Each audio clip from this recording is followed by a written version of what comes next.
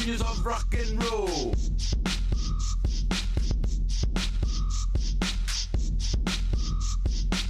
Mad genius of rock and roll. Genius of rock and roll. Hello and welcome to the Daily Atheist Morning Show. I am your host, the amazing Super Chris. Thank you for joining me this morning. I've got my co-hosts, Rion and Darante, are here this morning, ready to go do that voodoo that we do so well. I hope you've had a great week so far. It's Thursday, the day of Thor. We've got some interesting things to talk about today. You know how I know?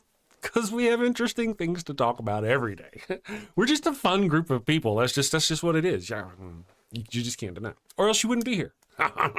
Okay, so we'll be back in a minute. Check out this thing. We're going to run this. Don't forget, we've got Secular Rarity doing a fundraiser Monday. So let's remind them. Join us on March 31st at 5:30 p.m. Central Time as we launch Secular Rising US, a brand new nonprofit organization dedicated to connecting and supporting atheists, humanists, and secular people. We'll bring on a bunch of awesome guests and talk about all the cool things we already have planned for this year. So hang out with us as we build a home for secular people. Secular Rising US, where secular people find their people. All right, welcome back to the show, everybody. So be here next week, or not here next week, but there'll be links for the Secular Rarity thing. Oh man, I got to do the Secular Rarity thing links. I'll get proper links up for everybody down in the description, okay, for the future shows. So don't miss that. Good morning, Dee and Rion. How you doing today? Good morning. Good morning. Good Awesome morning. Sauce. Fabulous. How's your week been so far? Well, I'll let you go first, Dante. It's been a busy one. We dropped a new video this week with a new content guide. We had our Bible study with an ex-pastor last night, and I added a study guide to it too. And I did like a 25-page study guide last night that's now available on our Windows shop. So you got just mad amounts of time. Is that what you're saying? Man, like I'm driven. I am content driven over the next few months, trying to put out as much stuff as I can. Yep, that's it. True. You warned us, I think. Oh man, awesome. How did Scripture with Darante go last night? It went excellent last night. I took a very different approach, using the guide that I created to not only learn the Bible and laugh at the bullshit, but to actually pull some stuff from the conversations that we could use to help us build stronger secular communities. There's a lot of shit that the Bible gets wrong that we live by today when it comes to how we organize ourselves as societies. So this last night was a great opportunity to highlight those failures, such as the Book of Numbers demonstrates a government that is literally a proto-industrial military bureaucratic complex. And you can see how those things work in our view of government even today in America. And so last night we talked about different types of economies that we could embrace. We talked about why they do these ritual things and how we can reclaim ritual without superstition for healthy reasons, and how we don't have to hide power behind ritual and things of that nature. And of course, paying attention to, and I'm gonna make it quick here, but paying attention to how people were overlooked, how over-quantification flattened people's out. So when they do their census, it's only men who are 20 years or older, and men over 55 aren't seen as valuable at all. Women aren't seen as valuable. And so a very important question that came out of last night is any organization or government system that you're in, always pay attention to who's being included and who's not, because that speaks volumes to what their goals are. Awesome. Yes. Good.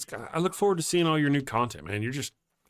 I'm slamming it too. I Yes. scripted and recorded a video yesterday. It's going to drop tomorrow. And the reason why it's dropping tomorrow is because I've got one over on the Chris Mallard channel right now that's actually doing pretty good. The one that's dropping tomorrow is calling out Jesus's big lie. Jesus said he was coming back, or it was happening by the end or before those who were with him passed. Yep. And yet, so it's a video on that. It's going to be fun for the whole family. But that comes out tomorrow. Now, the one that's running over on the Chris Mallard channel right now is the King Trump, the death of democracy. Ooh. And that's the Trump is a fascist video. That one's kind of got some legs right now. Getting lots of interesting comments. Yeah. As you might imagine. Traffic. And I think That's good. you would be surprised. I mean, I'm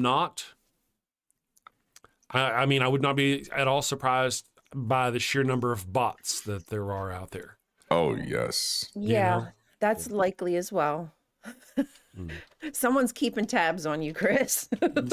Well, I mean, just they're just like random. They just go hit. Yeah. It's fun to blame them anyway. There we go. I put a poll up there to see if people will subscribe to my channel over there, and let's make it big. With thunderous applause, Padme. Yes, Tim Bigler. Padme. And thank you, Obi. Mm-hmm. Let me catch up on the chat here, by the way. D-Man, dude, I'm loving your content. You've been putting out some powerful stuff. True. It's a pleasure to watch. Here's the deal, man. It's one of those things where someday I'm going to be like, look at that guy. A long time ago, I knew that guy, and he was still talking to me, but then he got all big. He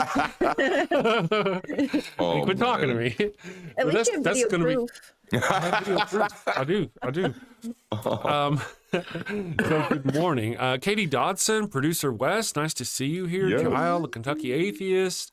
Tristan, all you wonderful people. Simply Secular Dave is sneaking in here this morning. Awesome sauce. Man, this is Salt of the Red Earth. Good morning. Yesterday, what we were talking about, Salt of the Red Earth, I was talking about Legion. The movie Legion. I was talking about starting a series of videos. I had another idea, 2 ideas. Let's do this. A series of videos where, as an atheist, I review theist-related movies like Legion, which is about, it's a Christian movie, really. It's a Catholic movie, technically. And so to go review things like that and do it as a series, atheist reviews, at first it was going to be like boring, like Kevin Sorbo kind of movies to like expose the Christian theocracy push they're trying with their propaganda. And then we started talking about doing fun movies. That's different. So look, Evan Sachs decided to join us. Tim Bigler, John McCann. Wow. Everybody's stumbling in. Good morning, really? I don't know. Peabody says, "Damn shout out on Deconstruction Zone last night." Yes, I heard. Yes. I heard that Justin threw me a bone on the show, and I actually saw like a 5, I think, or 7 subscriber bump, and just this, Nice yeah. He goes, "Chris is cool," and people like subscribe. I actually have to work for it. He just mentions that's all right though. I appreciate it. I was hoping he was going to be here yesterday. I got an email from him that he hadn't gotten my email in time to make the show. Totally understandable. But as you know, we did get the opportunity to make fun of him. So what I'm going to do is I'm going to make things up about him, because if you don't make the show, That's your problem. and so what I'm going to do is I'm going to take and clip us out making up things about him. I want to drop it as a standalone video and tag him on it. Oh, that's awesome. It's love. It's what it is. I just love you. Yeah, it's fun for the whole family. So thank you for letting me know, Mr. Peabody. And also, Scotty was letting me know in the chat last night or through Discord. Sweet. Infidel is here. Trina's Creative Chaos. Good morning, Trina. How are you doing? Let's see where you're at. Trina. There she is. Good morning. Coming to you from the comfort of my inversion chair. Best purchase ever. I want an inversion chair. Sounds like fun. I want more content. Oh, Infidel says, "I want more content. If it's not 24/7, I'm not satisfied." You guys are slacking. I tell you, between the 3 of us, we're like this content machine. Ryan's been dropping this really cool stuff. I don't know. Do you do this, or do you have somebody help you? What? Is that not insulting AF or what? What do you mean? Which one? I actually don't know what you mean. I'm just watching. Pickle toasting, Chris. Well, come on. 5 reasons God. I'm gonna pop up your video here. Let's watch this for a second, because you kind of go on about yourself. Do I? It's cool. I don't know what you're talking about. Yeah, me either. Really, most of the I time. forget what I do half the time. I ain't even gonna lie to you. So here we go. I just kind of fought. So if you weren't on drugs, drugs are bad. Yes. These are my favorite kind right here. This is how I like to see the world. There we go. So I'm going to make that biggie on the screen. So let me come over here. And Psychedelic shack. It is like It's just fun, you know. Here she goes. people. But when you examine the Hebrew Bible, Yahweh's character leaves a lot to be desired. And you think that's all you're going to get, right? That's all I'm going to get. Nope. He's pedantic, quick to anger, jealous, egotistical, and downright self-destructive. Hardly the markings of an all-powerful, all-knowing, loving deity. There she goes with all these graphics and images and countdown. Look at all that stuff. Look at that. Number 5. And on mine, she's got like count as people. Look troops. at that. He takes a temperature of fighting prowess. I'm just a Brian, nerd. When you watch my stuff here, I'll show you my. We don't even have to watch my stuff. My stuff's boring compared to this. I don't know where you people came from. My problem is I really don't know. Like I think that background was a little too busy, so I gotta. I just like a lot of bright things and moving. I'm just weird, but I have to remember that other people aren't as weird as I am. Well, you're doing a great job. And Darante, his content is awesome. Slammed. Now, Darante should actually be getting a green screen today. Not only, I mean, Green screen. Yeah, because now he uses OBS, and it's nothing but a matter of adding a filter. And boom, so you got whatever. It was stupid easy. This is a green screen, you know. Yes. And it's just powerful, awesome. So good morning, Jason Freer, Squidgert, Bomb Poppy. Hello, Bomb Poppy. Ooh. How are you doing today? Squidgert. Yeah. Good day, Japan, Tokyo, I think. Infidel says I'm not going to lie. I always had a thing for Jambi and the Pee Wee Herman show. This is just okay, cool. You understood. I don't remember Jambi though. I don't remember what that is. Jambi. I remember Cowboy somebody. I feel like it must be music. Good morning, it was Lawrence Fishburne. Yeah. Oh yes. Lawrence. Oh wow, Yeah. That's a long time. You've frozen. Did I freeze? I think You're frozen. It is. Temporarily frozen. Hoopy Fruit is here. Everybody, chill out. Hoopy Fruit. Good morning, Hoopy Fruit. Gumby. Do any of you guys remember? There you are. Anybody remember Mr. Bill? Oh no, Mr. Hands. Mr. Bill. Oh no, Mr. Bill. Yeah, you got to be. It's not, no, actually, it was. Oh no, Mr. Bill, don't go in front of that tire. And then Bill's like, no, don't run me over. But I always conflate the two too. I'm like, oh no, Mr. Bill, but it's actually Mr. Hands talking to Mr. Bill, going, Mr. Bill, don't step in front of that car. And then, oh no, a car. Squash. That is hilarious. Squash. So, yeah, I was a little kid. Goodness gracious. And Super Dave. Do you remember Super Dave? Any of you guys remember Super Dave? That like sounds familiar. Knockoff of Evil Knievel. Yeah, anyway, that's back in the day. Is there a signal group chat with God? Asked Squidgert. That's a great question. Man. Mr. Hands was the god of Bill's universe. Mr. Bill's universe. You know, we could probably watch that stuff on the interwebs anytime we want to now. I actually got the wife and I, the evil one, to watch Warehouse 13's pilot episode last night. It's all right. Wasn't bad for, pilot episodes. Pretty decent. Oh, man. Yeah, it's a fun watch. Yeah, if you're into that sort of thing. Bomb Poppy, Mecca, Leckham, High, Mecca, High. Super Dave Osborne. That's right. Super Dave Osborne. I remember Super Dave. Super Dave would be, he'd be like, he was a stunt man and everything would go horribly wrong. And he would always get, they'd use like obviously dummies or whatever to show him getting blown up or hurt or something, And then they'd have him interviewed after, it was fantastic, or if I remember right. Yeah, legendary stuntman. Mm-hmm. Good morning, Derek Cruz and Terry Taylor. You remember Super Dave. That is awesome. And Hugh, it took me a little while. All right, well, I want to take the big screen here. Okay. Yay. Hugh. I was like, who is Hugh Jasscock? I was like, I don't know who Hugh Jasscock is. I don't know. And then the other day, Hugh Jasscock before? I know. I'd never seen that one. I've seen Hugh Jasscock before. And then I was like, well, And then with Hugh was talking about his peacocks or cocks of the pea, depending how you look at it. And I was like, okay, cool. He's got peacocks. That's interesting. And then I saw a video of who? Who did I see a video of on the interwebs? On the Book of Faces? It was you, John Hudson. John Hudson is out there. John Hudson is Hugh Jaskok. Put those dinkies together like that all by myself. I'm not as dumb as I look. That's funny. Those are cool birds, though. I mean, he really does have birds. As society continues to collapse, guys, like I say, we want to make sure we know who these people are so we can get our fresh eggs and stuff like that. So back on. There we go. Salt of the red or salty. Hugh says not him. That's true. Not the same. Yeah. Not at all. Not at You're all. a huge ass liar. Cha-cha-cha.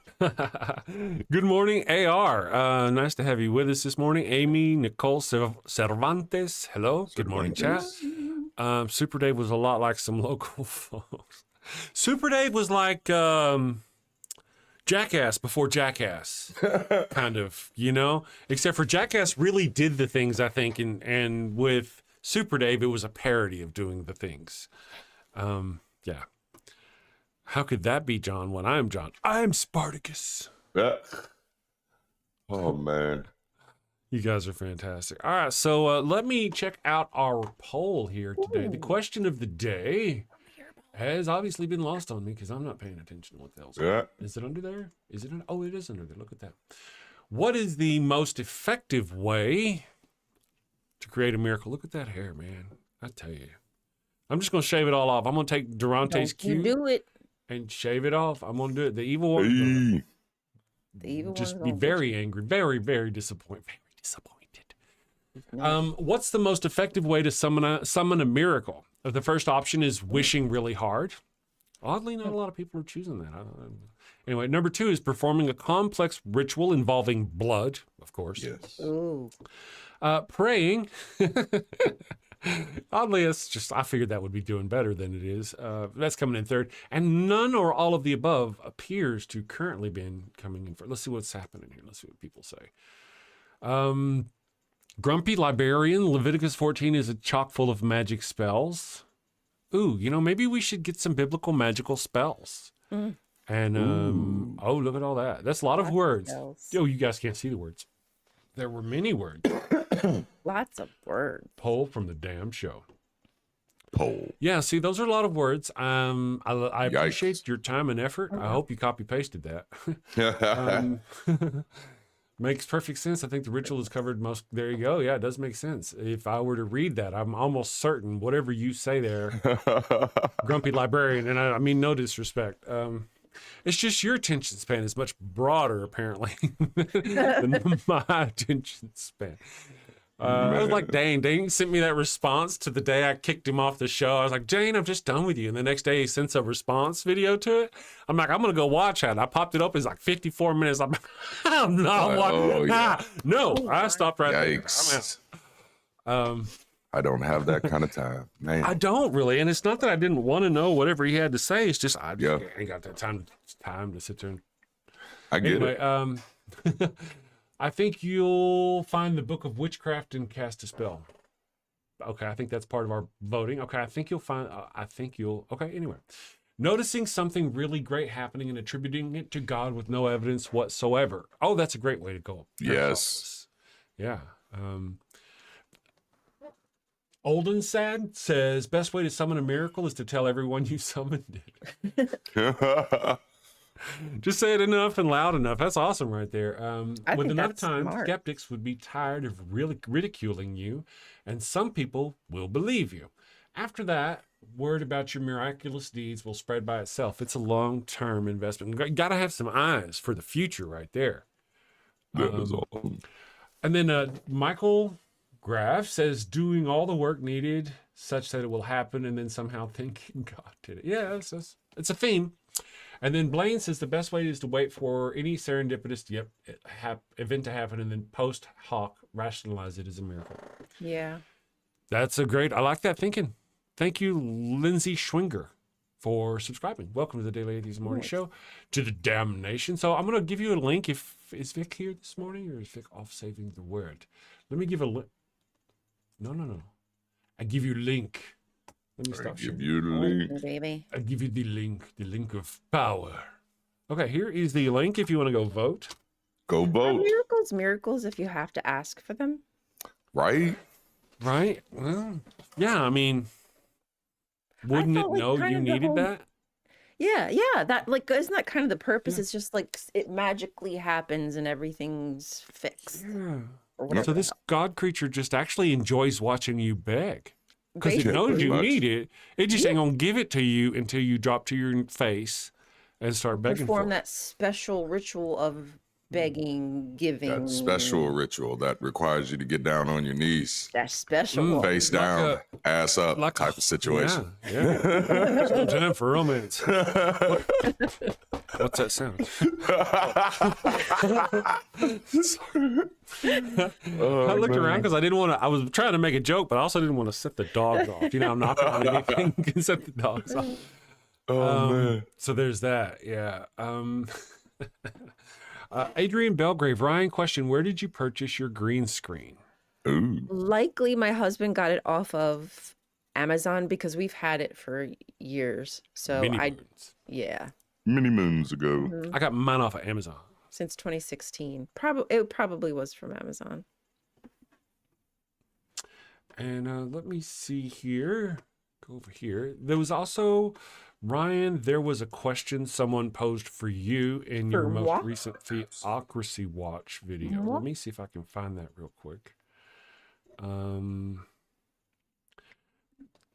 Carrie Ann Crystaller, in your comments on your video Theocracy Watch Corruption in Carrie. Faith's Office, I love Carrie she Ann. asked Yes. a deeper dive into adoption misuse, please. I really get sick of all the Absolutely. saving people that is more torture than salvation. So Yeah. if you could put that on your horizon, she would Yes. appreciate that. I would appreciate that. I will put Yes. that on my to-do list, and that will eventually Mm-hmm. be one of the Theocracy Watches. Awesome.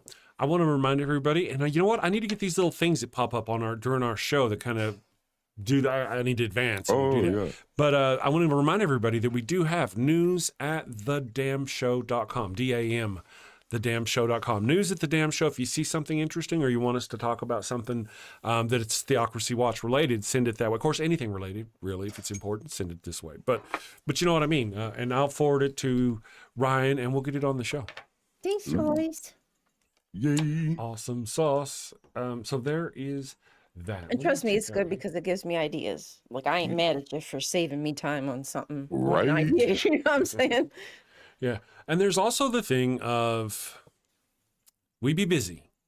Yes. And there are important things that are going down that you might not see that one of our viewers may catch. Yes. That Yes, really I does need to can't. be, yeah. I can't see it all. So, Mhm. absolutely. And as this thing goes further, the things that Darante has been saying, sorry guys, my headache's kind of coming back. So if I start pushing on my head, No. Yeah. yeah, no. So I guess I can go ahead and eat those onions because that wasn't it. Oh, Anyway, so you had laid off onions to see if that was maybe something setting it off. Yeah. Well, we made this meal of it's like Philly cheesesteak, a mix. Instead of doing it in a sandwich with like long pieces of meat, we turned it into the chopped beef and turned it into burgers with provolone cheese. It's delicious, but it's got green chili or green peppers and onions. And then that night I had a headache and it was really, and so the next day we had it again, just to see. And like a half hour to an hour after we ate it, I started getting a headache again. So Oh man. I've been avoiding those kinds of things and now I'm still getting a headache. So maybe that doesn't have anything to do with it. Anyway, let me catch up. Rainbow Wrath says, get on your knees for Sky Daddy. Yes. I think that's a movie. I'll Watched. be your Sky Daddy. I'm sure it is. Good morning, Adrian Belgrave. Okay. Amazon, I'll check it out. Yeah, Amazon, they've got some good. It depends on your needs. Because of what I do, I got a really big one. I have a big one. That's what she said. That's what they all I'm say. bragging. No, you didn't think I'd be bragging, but I'm bragging. 20 feet wide, I swear. So yeah, I've got like a whole wall that kind of comes around like that. Yeah. And then Durante's going to have one. I'm going to get us hooked up. And I may spend some time this weekend Oh, yours. I see you, girl. Yeah. Yeah. Because if I go any wider, it's not perfectly smooth. What I really need to do is take it down and iron it, and then hang it back up, and it will probably look a bit better. Yes.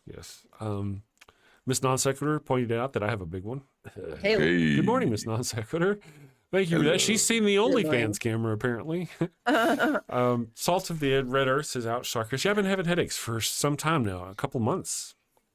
It's bothersome, becoming bothersome. I have an appointment with a brain doctor the 7th of next month. So Neurologist? I have a telehealth meeting. Hi, yeah, my head hurts. Okay, 6 months? Okay, see you in 6 months. Yep, that's how. Right, that's what goes. it's gonna amount to. Hopefully they'll answer. They were like, "What happened to Chris? He stroked out on the show one day." Oh, man. I hope they get to the bottom of it. Yeah, I'm just saying, think well of me. Think well of me. I'll give you guys my address, so my real address, so that way, if my face slumps on the show, you can know where to send the ambulance. It's funny, not funny, right? I'm making a joke, but at the same time, kind of going, "Hey, my head has been hurting for 2 months. If something happens, you should call, and I'll give you the address." It's funny, but it's not funny. Anyway, moving on. Wine tumor. Yeah. No doubt. I got Dane Bramage. I got the tumor. Does it hurt when I pee? No, but I do pass out sometimes. I don't know what that's about. When the pee is masturbating, when I masturbate. Time to get a laugh. Dang. Help. I've fallen and I can't get up. I know. Simply Secular Dave, green screen hanging. Don't iron it unless it's the cleaning instructions. Oh, steam the green screen hanging. It says, oh yeah, that's probably what you're supposed to do. I'll have to check and see if it even has instructions on it or not still, like a tag. Yeah. I'm not even sure. Gotcha. Ryan, there we go. I'm just checking all of our stuff. But no, my brain will be okay. It'll be okay. It'll be fine. Where's the I have a resilient brain. Resilient. Hopefully, right? Botox is amazing for headaches. The neurologist can do that. So if they put it in my face, will it help my... What if they put it lower? Hey. Wait. I don't want to get anything getting smaller down there. That's not where we want things to go. Shrink them up. just Shrink them up. Make them so nice and tidy. They're like marbles feel like after that. I got balls of an 8-year-old. Oh, there's a Father Flanagan joke in there somewhere. Takes out. Have you steamed your balls lately? make them smooth. That's Nobody right. likes wrinkly balls, right, Gio? Oh man, you guys ain't right. All right, you know what? I'll tell you. Let's do a thing here. I'm going to do a thing, and then whenever we get back from doing this thing, we will do Theocracy Watch, and we'll see what's going on in the world. I think I'll give you guys some boobies. Let's get some boobies. We'll be back. Hello, and welcome to Shakespeare with a Redneck. What the? I am Wild Bill Wigglestick, and I'll be your handsome host, your gilded guide, your cowboy concierge of Shakespeare. Dude, really? Today on Shakespeare with a Redneck, I'm going to perform the prologue from Romeo and Juliet. Damn it, Bill.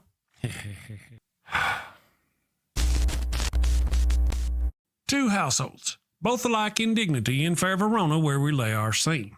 From ancient grudge break to new mutiny, where civil blood makes civil hands unclean. From forth the fatal loins of these two foes, a pair of star-crossed lovers take their life, whose misadventured piteous overthrows doth with their death bury their parents' strife. The fearful passage of their death-marked love and the continuance of their parents' rage, which but their children's end not could remove, is now the 2 hours traffic of our stage, the which if you with patient ears attend, what here shall miss, our toil shall strive to mend. Hey, that wasn't half bad. I'm not as dumb as I look. Of course not. You'd be in a coma. Okay, so here's a quick rundown of the situation. Bill, two snot-nosed brats ignore the warnings of their learned parents and end up getting 4 people killed. Bill, come on, man, you're always blah, blah, atheist stuff, blah, blah, boring. Say something fun, for goodness sake. What? Particle is a fun word. Bill, particle, particle, particle. Bill, or talk about horses and dogs. People love horses and dogs. Or boobies. Everybody loves boobies. Bill, oh, can I say boobies on YouTube? If you close your eyes, it doesn't count. Talk about boobies then. Okay, everybody loves those cute little blue-footed bastards. It hurts right here. Culture, baby, coming at you. Avoid bringing a plague on both your houses. A plague on both your houses! By hitting that subscribe button, then that little notification bell. And bang that thumbs up button like frisky cousins at a family reunion. Thank you and take care. Peace. I call them fun buttons. Is there a typo? Fun button. Yes. Who's Kind 9 talking? Good morning, Kind 9. Welcome to the Daily Atheist morning show. Whatever this thing is. Something. Whatever this thing is. Good morning. Did I misspell? I recently Atheist Morning Show? No. I recently respelled the Atheist Morning Show channel. Did I misspell you changed it, right? Oh, I did misspell it. What a stupid fool. I did. That's awesome, though. Thank you for letting me know. Oh, yeah. Yeah, I do that. Tell you the name of the channel? Yeah, it was the Daily Atheist Media Network. Oh, Damn. you put IE? I did. Oopie. Oh, okay. What a maroon. It still works. It still works. What a maroon. I say that. Pronunciation-wise, it still works. Oh, yeah. It's too easy. On the left, you click customization, and then you scroll down, and you rename it. I mean, it's like takes seconds. Secondos. The only thing is it may be limited on how many times you can do it within 2 weeks. Palabras. 'Tis true. Verify it's me. I can do that. Do you need a... 'Tis me. I promise. 'Tis I, the amazing Super Chris. How do you want to tell? All right, I'll give you a stool sample. That's how you spell it. I'm an atheist. Atheist. That's right. Call you on my mobile. All right. So hopefully it's fixed now. Thank you very much for man. I very much appreciate. I only recently changed the name of the show, so thank you. I owe you one. You are my hero. Hugs. Did you ever know that you're my hero? I used to love that song. Me too. Oh yeah. Oh, they had some great music back in the 80s and 90s. Yes. Music. The 80s soft rock was amazing, man. Oh, yes. That's it's not the same today, I don't think. It is. Oh, man. It's not. Oh, my goodness. Muttley Von Erich for £5. Good morning, Muttley. Hugs, by the way. Says, I just realized why at the Daily Atheist Morning Show is always having headaches. Fucking Wild Bill. Yes. It's Wild Bill's fault. I blame Wild Bill. And all the, I don't know what, I really don't know. What been watching for a while, just noticed that. Yeah, thank you. Well, we only changed it. I changed the name 2 days ago. 2 days ago. I changed the name of from the Daily Atheist Media Network to the Daily Atheist Morning Show. And now I'm only going to drop Daily Atheist Morning Show content on this channel, either live streams or clips from the show with the Theocracy Watch and stuff like that. I'm just really going to focus on this channel as being part of the morning show. And it's working. It's working pretty good so far. Now, don't forget to subscribe to my Chris Mallard channel. If you're not subscribed to my Chris Mallard channel, go do that voodoo that you do so well. YouTube, it's actually at DAM Chris Mallard. At DAM Chris Mallard. Go subscribe over there, and you will see my long form content, atheist, left wing, liberal, nutbag content. So go over there, go do that thing. Mm-hmm. Tristan says, Chris Mallard, you're kind of a natural cowboy, though. No matter, I just never been able to get away from it. You're right. Thank you. It hurts. Thank you. It hurts. I don't know how to. I've always, for all in my youth, when I was like up to about my 20s, I really wanted to embrace being Texan and all rednecky and all that.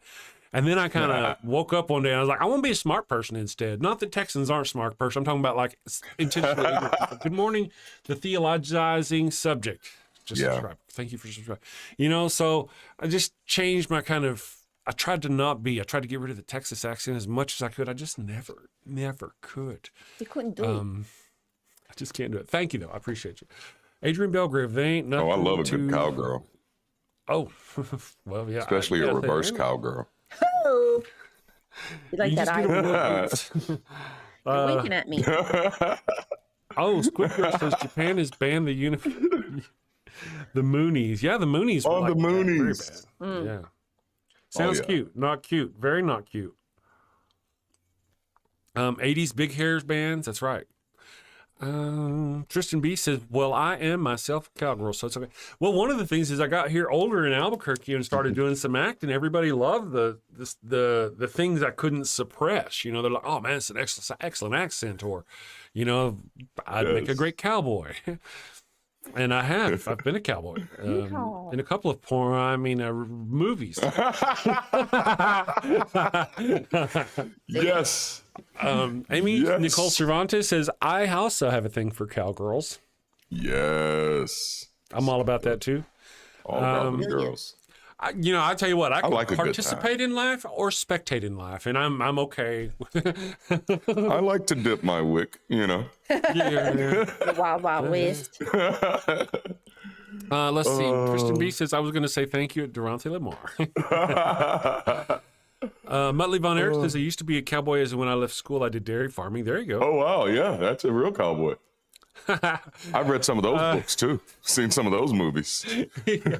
Miss Non Sequitur says, it's okay, Chris. You were young and needed the money last week. Dude, who y'all kidding? I need the money now. I will do something strange for a piece of change. $20 is $20. Right? Or an Oreo. You got an Oreo? Man. Good morning, Deviant Outcast. Thank you for joining us. I hope you're having a wonderful week so far. Have you been sinning safely? That's what I've been doing, mostly. I don't know. Maybe I'm getting smited by the Lord. I'm getting smited by the Lord with the headaches. That's what it is. Ooh, smited. Ouchies. Good morning, left-handed Jedi, city kid, born and bred. I got a question, just in case anybody happens to know. I haven't seen Mark, right-handed Sith, in a while. Yeah, I've been wondering. If he's busy in life and everything, I understand. If I said something to piss him off, I'm sorry, because he's cool and I dig him. But the point is, I hope he's okay. Yeah. Me too. I hope he's doing okay. And the same thing goes for Raven. Raven. Oh, Raven Lunatic, yeah. Haven't seen Raven Lunatic in a day or three. And I just hope they're doing okay. I may have to reach out to them in the emails, the Mail of Ease, and just see if they're both doing okay. Because they're just cool. I see them as awesome. My friends. I mean, even Raven often throws like lots of super chats and stuff. That's great. I'm not saying I miss that. That's wonderful. I appreciate that, but I miss the guy, you know? Mm-hmm. We used to have so much fun. I had fun. Maybe he's like, dude, every time I talk to you, you talk about how creepy I am. I haven't seen you sneaking up from behind lately, you know? Maybe that's where he's at. He's on a slow boat from Australia to the U.S. Just to creep up on you. He may have. Yeah, well, even without the money, I don't mind it if he can come back and just be with us. That's cool. Yeah, he's cool. But I'll have to check him out and see. I'd be like, hey, dude, how you doing? Hope you're doing all right. Yeah. Morning, Salt of the Red Earth, Miss Non Sequitur, Dr. Our President says, GM Heathens, good morning, Heathens. My dumbass forgot my cord to my laptop and I lost my phone charger last week. Going to see how good the MSI battery is today. Interesting. Have you considered like senility therapy? There's got to be a better word for that. But I can't remember what it is. I don't know why that reminded me, but my dream last night was about being in an airport and losing all of my stuff, like my laptops, chargers, one of my bags with my phone charger in it. For some reason, I was running around the airport and dropped my phone in the water on the bridge. I don't know why there's a bridge and water in the airport, but it was there. That's how dreams work. Don't question me on it. It happened. It happened. And like it was just very, very, very odd. But I remember being very anxious about not having my chargers, and so that was just weird. Interesting. Do you remember your dreams, Ryan? Yes, I usually do. There are some times where I forget, but usually I remember them. Like sometimes just too much. I feel like I dream so much that it can just be exhausting. But I guess that's how it goes. Well, for the longest, many moons, I did not dream at all. And I found out there's this thing, or I didn't remember them. Oh, wow. Sure, I probably did. I just didn't remember them. And I noticed that this was a pattern that whenever I was smoking weed, I didn't remember my dreams. Yeah. Oh. I'd quit smoking my weed for a couple of years because I had a job in the oil field that wouldn't let you do it. And I started remembering my dreams again. But as soon as I didn't have that job, I was like, dreams, weed. I love you. Been a long time. Daydream. For the longest time, literally does have PTSD, like because people from the who served in the military have a lot of recurring nightmares and stuff like that, and it's supposed to help cut back your memory. You're still dreaming, you're still experiencing it, unfortunately, but at least you don't necessarily remember it. Yeah. Wow. And I didn't remember it for a long time, but I started a certain medication about a year ago, a couple of years ago. Year and a half, and it was with that medication, sertraline. My dreams came back, and they're odd. I either dream about like boats or buildings. I mean ships, not boats. Ships, wow. Cruise ships, big huge buildings, boats. Being on like the top of these things, like having to work my way across a ledge or something. Lots of that shit, and a lot of dreams about places I used to work at. Wow. I worked as a manager of one oil field company for like 7 years. And that was 20 years ago. And I still dream about that daily almost, about that place or those people. Now, I also had a job before that I very rarely I don't ever dream about that job. But I did like the day before yesterday. There was a dispatcher and he was a jerk. And in my dream, I was trying to hit him. You know how sometimes you're in dreams? That is the worst feeling. Like you just feel heavy. It's probably because your body is like, bitch, you can't move. Like knock it off. Oh, that's Stop funny. Trying. Yeah. You're going to hurt somebody, punch your wife in the head. Right. I never had the falling dreams, but I did have flying dreams that were nightmarish for me. They would start as like I'd be running. Yeah, like I'd be running and I'd jump and then I'd be gliding and then I'd be like, oh snap, I'm doing it. And then I'd crash into the ground or sometimes I'd crash into a tree. But then I'd do it that last time and I'd start rising. And at first I'd be like, oh, this is so cool. And then I'd start remembering you just learned how to do this, so you don't know how to come down. And then I start freaking out because it's like, at what point do I stop breathing because I'm going so high and I've never been up here. And like, I used to have that dream I used to have that nightmare for years, for almost like a solid decade. And I finally kind of unpacked that I was incredibly terrified of succeeding in anything because that was just such an unknown territory. And that was kind of what was coming through in my dream, that I was afraid of flying. I was afraid of rising. That was the most terrifying thing to me in the world. Falling was comfortable. Falling was cool. Flying, it's like, oh, you've never seen anybody do this before. So you're in a whole new place. And so it was interesting. I can lucid dream. Simply Secular Dave is saying that they lucid dream and can control their dreams sometimes. That's fun. It is fun when you can do that. I wish I could do it more often. Yes. Yeah. Oh man, all of my dreams would become sex dreams at that moment. Yeah, I do that sometimes. It's sex dreams, or they're flying. I mean, they're having sex or flying. That's usually one of the two. Sorry, that's the truth. Yes, I love it. That's all right. No, that's all right. It's not Good. it's in your dreams. Yeah. Oh yeah.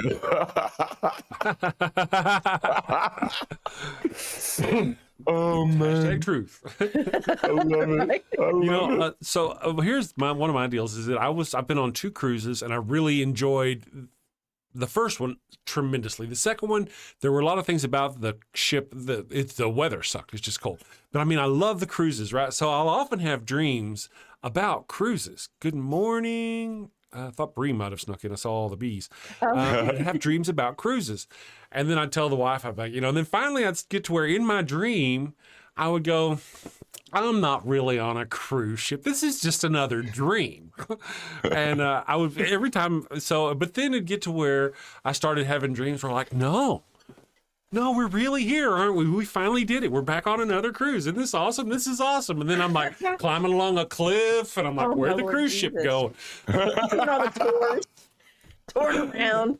Yes. There's this theater in Albuquerque, or in Odessa, Texas. It's called the Globe Theater, the Globe of the Southwest. And it's just a big round theater where it's got a stage, and it's all wood, and it's got a top. There's nothing in the top. There's nothing on the top. It's just wood and a roof.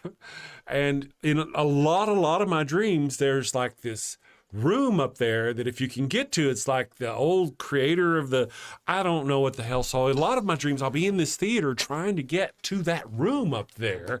Oh. I don't know what the hell's going on in my dream. Maybe I have the same thing as Darante. I never can get to the room. Yep. I can almost get to, it's like struggling. Then I get close to, I'm like, I'm almost there, but I can just never get to that I wonder room. what that is. Dreams are fascinating, right? Yeah, Dreams like are- does it mean something? Is it your brain trying to subconsciously work through something, or is it just some freaking program your brain chose and now you're goddamn stuck with it? Well, like Question. that's a part of what kept me in Christianity for so long, is that many times my dreams would convince me that I was having a God experience. That's the only place where I may have felt that I felt God. Yep. Right. Boom. Yep. And here's a wonderful thing. I wonder, and whenever you feel or see or any of that business and you know what your God is in your dreams, Yes. it's a God you've manifested Yes. based on your experience and understanding of God. Yep. So you probably never once dreamed of Quetzalcoatl coming to you as That's the right. feathered snake god and telling you it wanted you to sacrifice your child to it because your child was screaming too much. You never had that kind of dream That's right. because That's you right. weren't ready, But Aztecs probably did. Can you imagine them sitting around going, you know what? The other day I pissed myself when I woke up and I had this dream and this, And Oh man. Yeah. Oh snap. can you imagine the tales? I'd like to hear some of them. Now that you think about it, I wonder how many things throughout history, like pieces of art, cave art, writings, or something like that, are based on somebody's dream that they had rather Yes. than an actual experience. The Bible is half dream interpretation, bro. Yep. Well, yeah. Yep. Yeah, that's true. Like one I of didn't mean to go there. But One of the strongest works. dream experiences I had was while I was still a pastor. And I had a dream of one of my mentors in Georgia. And I was at his church and I was sitting like on the second row and he had called me out and he wears this like black, I think it's called a shamir. It looks like a casock with no sleeves. And he has this black shamir and then he calls me up and he puts the shamir on me. And then he says, nah, not this one. And he has a white one and he says, put this one on him. And then I fall out and then everybody's praying over me and stuff. And then I wake up and I look at my wife and I said, when did we get back from Georgia? Because I was so convinced that all of this was kind of happening. She was like, what are you talking about? Well, that next week, we actually traveled to my mentor's church and all of my staff was meeting with everybody. He was sick. And of course, like this is pattern seeking, right? He was sick. Another guy that I had been watching online for a while just so happened to be there that day. And I ended up meeting him and it was the white guy. And so I took that to mean that that's what my dream was showing me, because the white guy is the guy who ended up becoming my next mentor. The dream was showing me that God was switching me from the black man to the white man. That's why Bishop instead of putting the black K-sock on, black Shemar on me, he put the white Shamir on me because Apostle Ron Carpenter was going to be my new spiritual father. Look at that. That is some serious. And so I was convinced that, this must be God. This has to be God. Now I know better. Awesome. Just your brain doing weird shit. Yep. Yep. Very cool. Katie Dodson, ever have a dream of falling and wake up when you hit the floor? Yep. My wife have has a lot those. of. Yeah, I've had a couple of those. Man. I used to work derricks in the oil field, which is on one of those drilling rigs or a pump jack kind of thing, or a pulling unit. I'd work on one of those, and I had once. I only say once I had, and it was very vivid, a dream where there's the rig goes up high. There's a rig up in the air, and then there's a vehicle back here, and there's like the pulleys and stuff, the equipment that pull the wire ropes up that pull the stuff up and down. Anyway, I had this dream that I'd fallen out of the derrick and onto those big, huge spools. They're huge. And I remember it all the way down, seeing that spool come up to me. And that was one that, I mean, I woke up, I was terrified. It's pretty rare I have that kind of scary dream. But I did. Fantastic. Yeah, and that was so vivid. I remember that one to the day. That's one of my few scary dreams.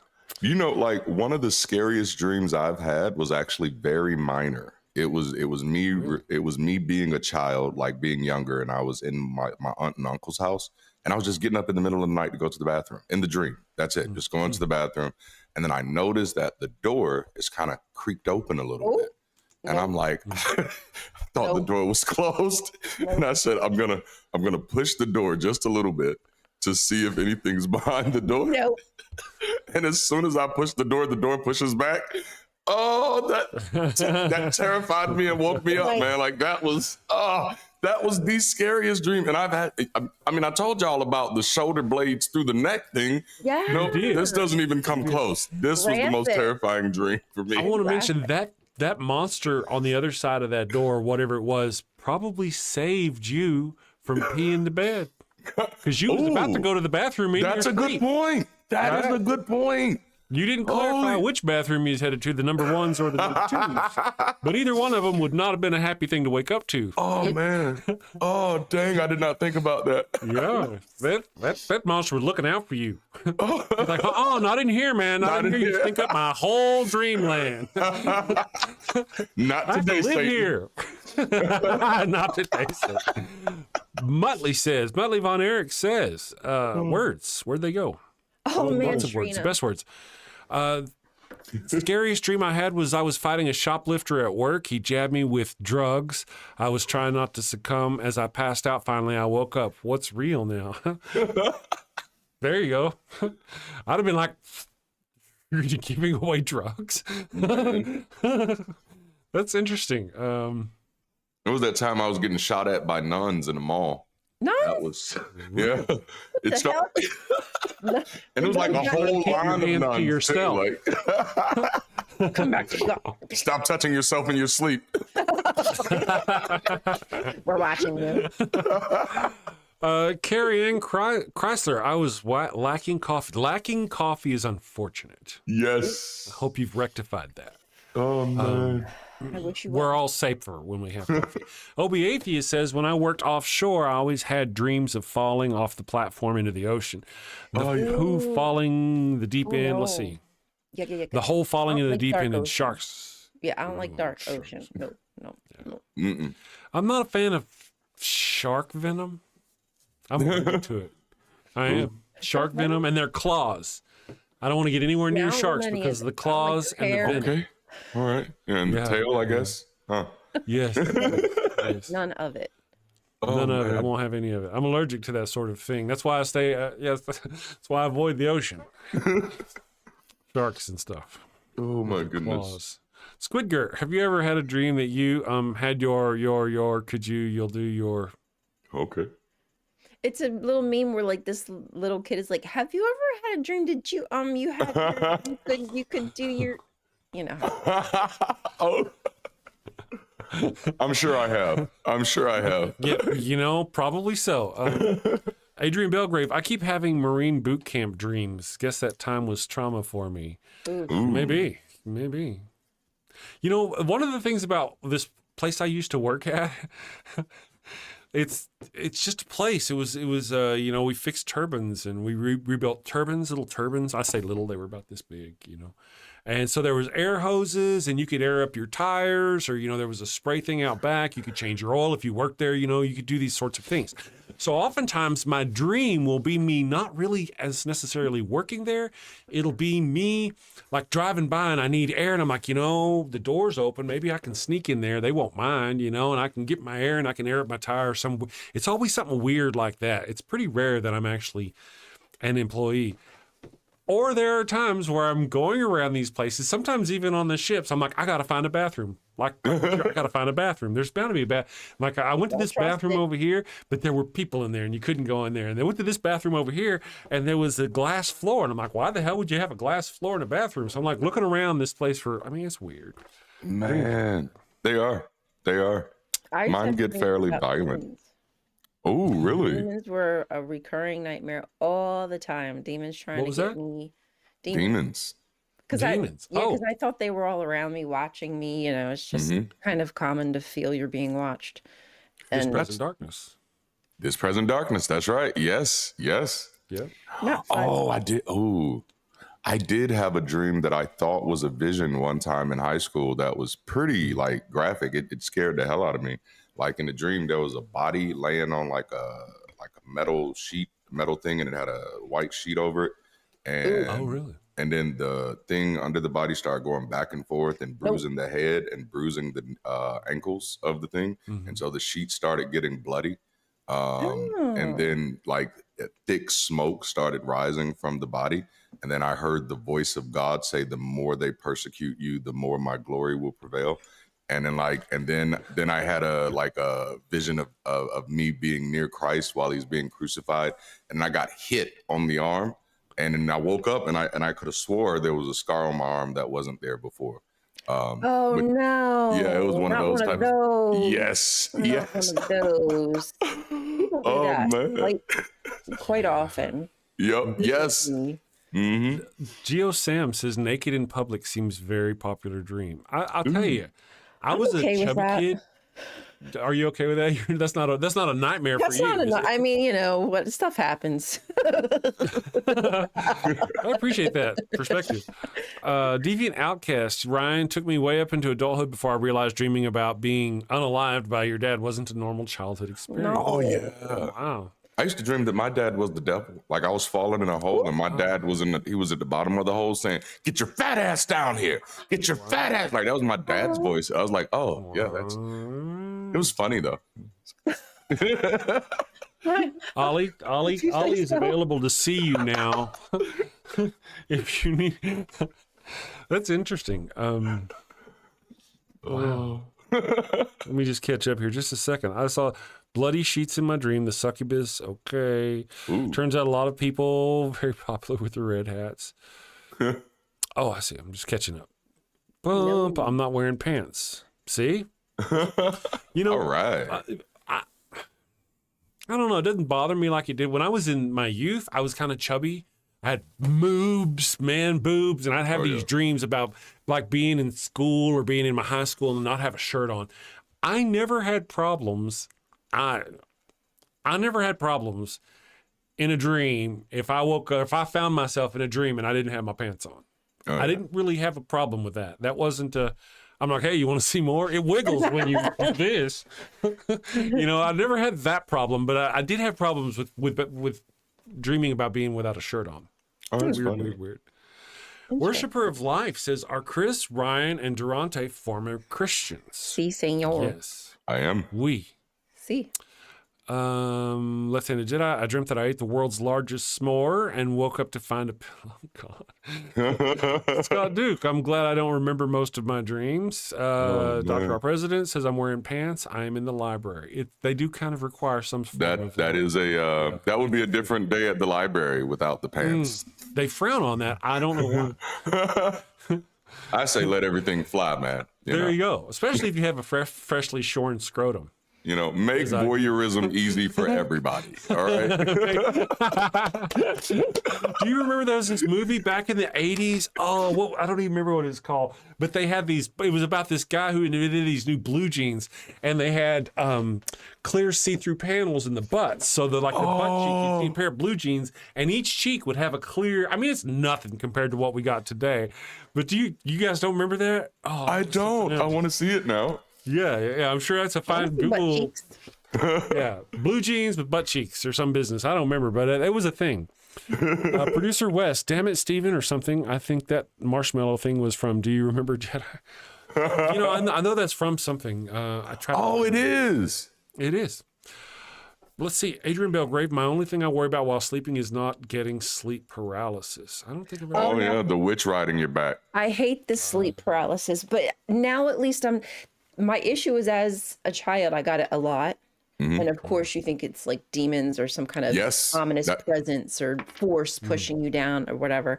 But now that I understand, like, it's just, it's part of the brain function, waking up too soon or something like that. Now I'm not so bothered with it, and I can get myself out of it because I know I got to wiggle my toes and wiggle my fingers, and then eventually I wake up. Well, that does remind me of one time. It wasn't a dream, but I woke up when I was in high school, and I felt this huge arm across me. And I was so terrified, and I started screaming, Granny, Granny, somebody's in the bed with me. It was my arm. I had fallen asleep on it, and it went numb, so I couldn't feel it. Oh, my Lord. It was terrifying. I didn't know anything like that could happen.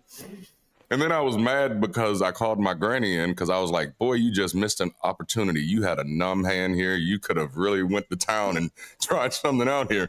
Mm-hmm. Sheesh. I'm just seeing if I can find some images of the movie. So Fine, I think it was called. Ooh. Oh, yeah. And I know that sleep paralysis thing, it was a big thing where I lived. And that was one of the ways people convinced people that demons were real. Like, what do you think this is? That's, really? That's demonic right there. And that's why there are certain people in impoverished communities, in their mind, that's their evidence for God. That's their evidence of the supernatural.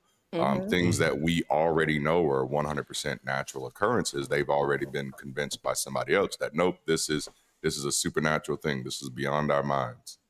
That's right. Like, man. And part of this, though, I mean, so much of this is because our minds are like little tiny spongy computers, right? Yeah. Little spongy computers. And when we're born, we're grown up, we're raised up in these environments where these people program that spongy little computer with things. And whenever that spongy little computer is at rest, what does it dream about? Things that it's been programmed with, about God and heaven and hell. And, the things that scare you when you're awake, what do they do to you when your mind is unleashed? Yes.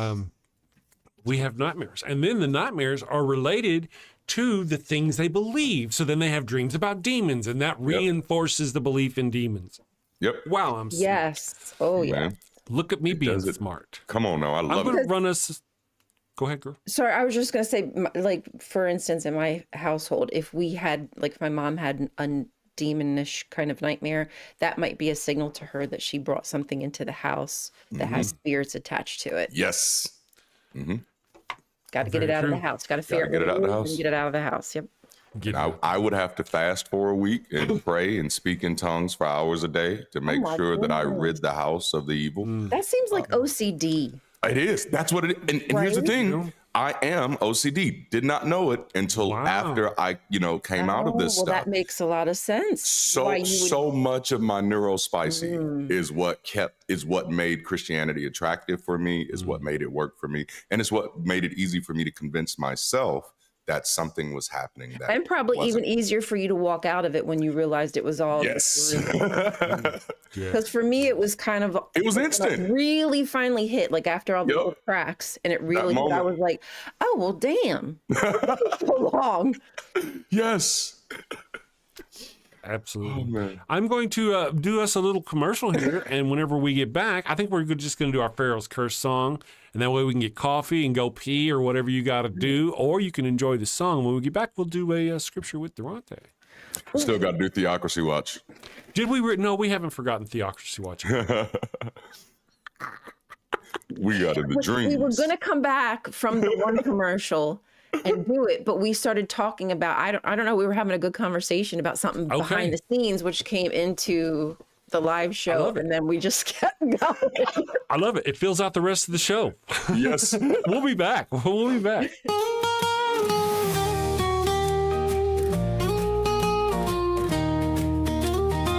Mi burrito es tan bueno, it burns when I pee. Abraham had the crotch cooties and gave his sister wife to me. El ataco fue no bueno, it stings like a bee. They told me she was a sister, now I'm plagued between the knees. I've got the Pharaoh's curse, a case of penile plague. I've got the Pharaoh's curse, there's fire between my legs. Mi burrito está no bueno, a full bladder I fear. Brahms' lies and Sarai's touch have left me itching front to rear. Mi burrito está bueno, it burns when I pee. Abraham had the crotch cooties and gave his sister wife to me. I've got the Pharaoh's curse, a case of penile plague. I've got the Pharaoh's curse, there's fire between my legs.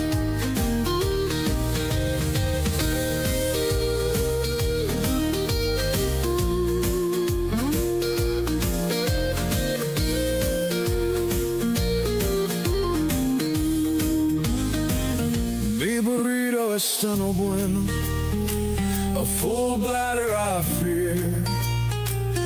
Abraham's lies and Sarai's touch have left me itching front to rear. Mi burrito está no bueno, it burns when I pee. Abraham had the crotch cooties and gave his sister wife to me.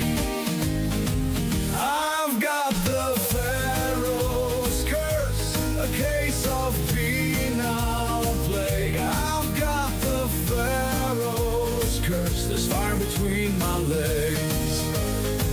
I've got the Pharaoh's curse, a case of penile plague. I've got the Pharaoh's curse, there's fire between my legs.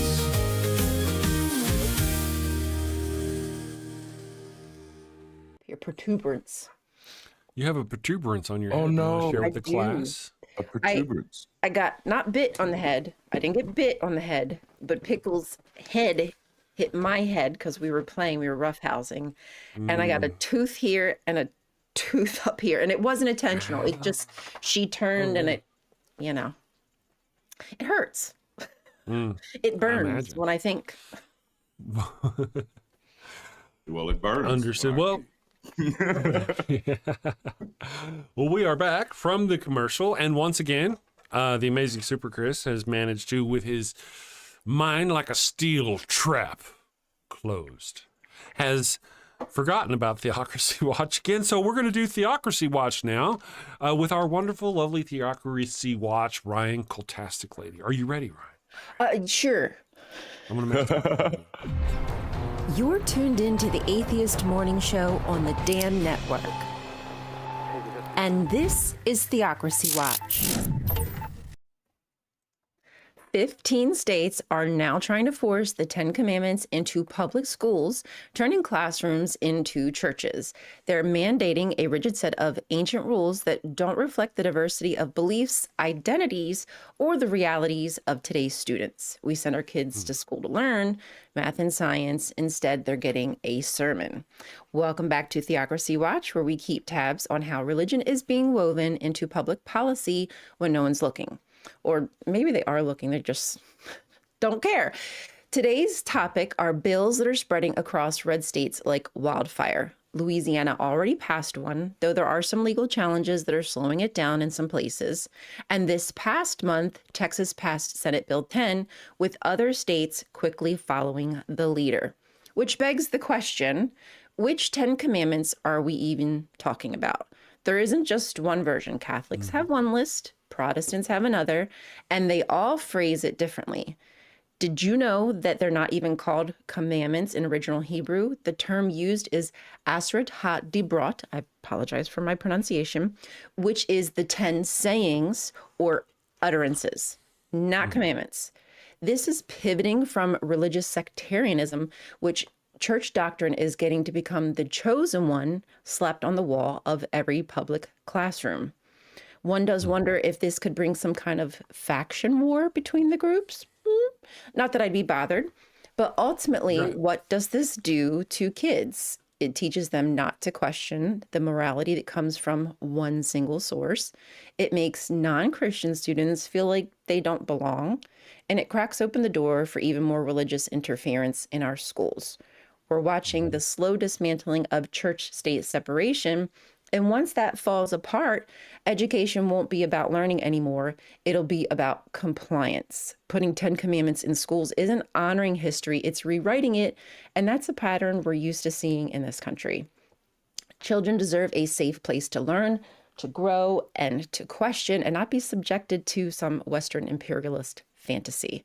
Until next time, stay skeptical, stay curious. This has been Theocracy Watch.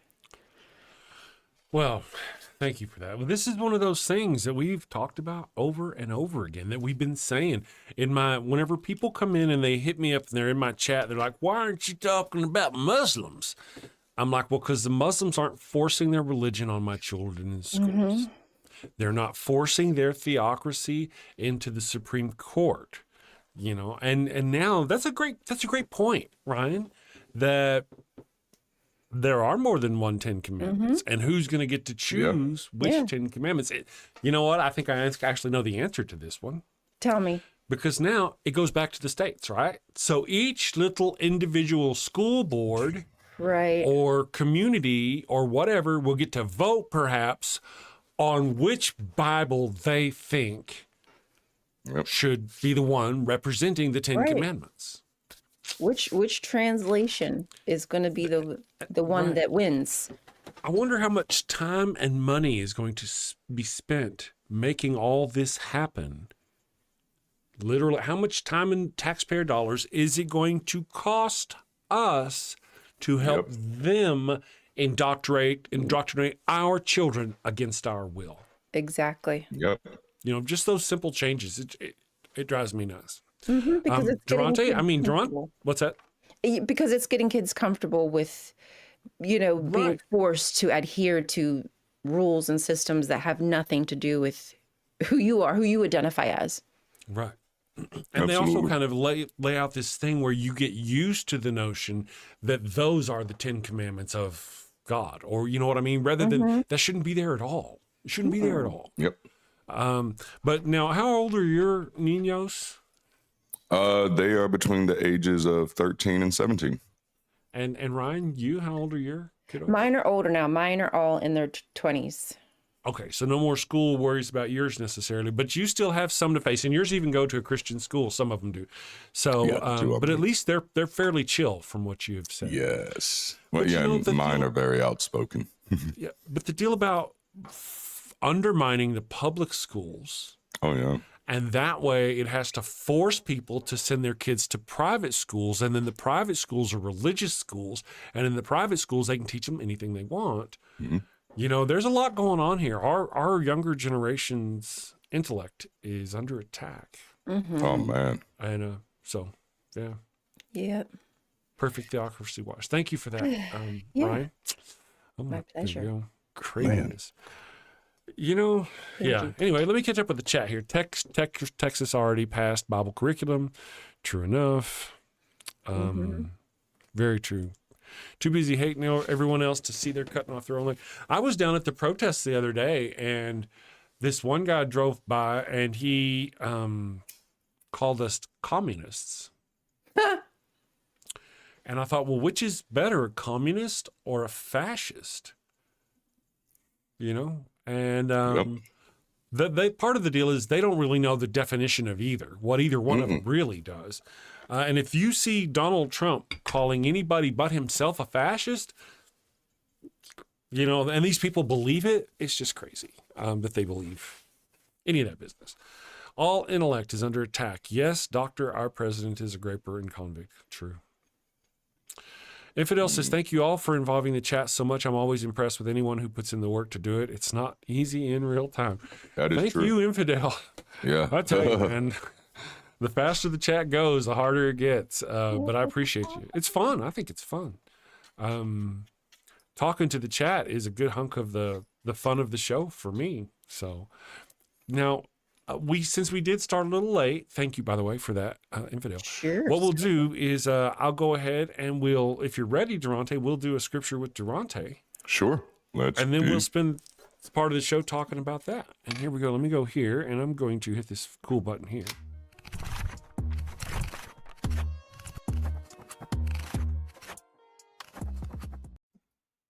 All right, folks. Anyone who curses their father or mother is to be put to death because they have cursed their father or mother. Their blood will be on their own head. That's right. The punishment for talking back to your parents, death. Not grounding, not timeout, not community service, death. According to this passage, if your teenage self ever yelled, "I hate you," or rolled your eyes at your mom, the biblical solution was execution. This is the same Bible that they say teaches us how to raise kids. The same book that they quote in courtrooms, in schools, and in sermons. And we just learned in Theocracy Watch that they're trying to get as mandated in our schools. Imagine someone quoting this as a law today. And the scary thing, folks, is we're not far from this. Someone saying, "You said what to your mom? We're going to have to stone you now because it's what the Lord commands and we're trying to make America great again." And people wonder why we're deconstructing, because this wasn't just some fringe rule. This was divine order, straight from God's mouth to Moses's pen. And Christians still hold Leviticus up as a moral compass, quoting it to control women, to police sexuality, to shame people for tattoos or clothing, and to rob children of their autonomy and agency. But skip right over this verse because deep down they know that if we actually live by this book, half the youth group wouldn't survive adolescence, and therefore Christianity would be doomed itself. So here's your takeaway. If your holy book says a child deserves death for losing their temper, maybe the real thing that needs to die is the idea that this book is holy. And that has been our scripture with Darante for the day. That is fantastic. Thank you for that. I have a point here. Worshipper of Life in the chat pointed out, spare the rod, spoil the child. And the point, that is actually biblically encouraging child abuse. That's it. That's exactly what that is. It's telling you, if you don't use that rod, that child will be a bad child. Yep. And I just thought I'd kind of help point that out, Yep. One of the things, though, is that I think it's interesting, and I want to get y'all's thoughts on it because you're parents. I adopted my son, but I don't have any, I didn't like spanking him anyway. What were your thoughts on that? Did you ever use the Bible's reference of that to use violence against your children? Yep, it was a major thing in the Black community. We put it in our movies. We literally said that timeout was a white folks thing. Soft parenting is a white folks thing. Black folk, no, we do what the Bible says, because the Bible says, spare the rod, spoil the child. So yeah, my children definitely grew up getting whoopings in their younger years. Once I deconverted, that started going away. And the more and more I thought about it, I actually ended up sitting down with all of my kids and having a conversation saying, this isn't right. This isn't appropriate. My hands should never touch you. My belt should never touch you. This is, because it's crazy. What you begin to realize when you deconvert is how many things you did without good reason. Because now your idea of reason has been replaced with the Bible says so. But even the Bible says, study to show yourself approved. So like just reading something in a book and saying that's the way I'm gonna approach life is one of the most dangerous things you could ever do.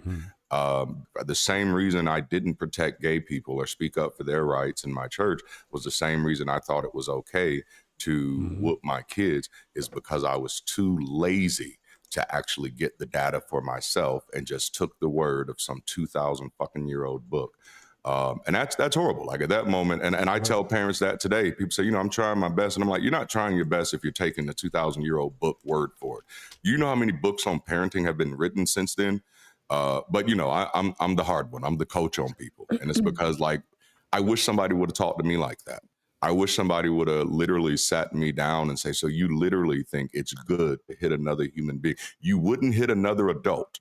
Even if they were talking to you crazy, you would not hit another adult. It's not This has nothing to do with discipline. This is about property. This is about ownership. That's right. That's what I have a question here written, or a point made, in that it's kind of weird in our society, our white and black and most mixed in betweens, to use violence against children. Yes. It's the only thing in society where it's generally okay to use violence against another person is your own spawn. Yep. And small children. And, you know, the whole thing is you even stop being violent against them once they reach a certain age. Why is it, Darante, that once they reach like 10, you don't start beating them instead of spanking them? What's the difference? No, all of a sudden, whenever they reach 10 or 11 or whenever you stop spanking your kids, you just stop spanking them. And now it's just like you take away things or whatever. You don't go in there and spank your 18-year-old son. You know? I don't go into a business, and if I have some kind of issue with the person across the counter, I don't just start punching them. Why wouldn't you? If you're just going to beat your kid, who you know, who you're familiar with, why wouldn't I beat a stranger? Why is it okay with the kid? Yeah. I mean, if anything, I'd be more apt to beat a stranger. If I'm gonna beat my own kid's ass, I'm gonna beat your ass. Yep. You know what I'm saying?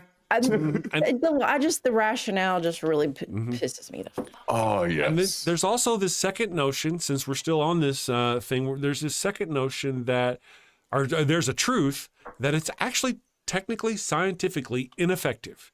Yes. It's it doesn't work the way people think it does. Right. And they shouldn't be doing it because it's scientifically ineffective. Well, I mean, Studies have shown. We can literally look at the data. Typically, when we talk about this, the people who are talking about it are always pulling on anecdotes and not data.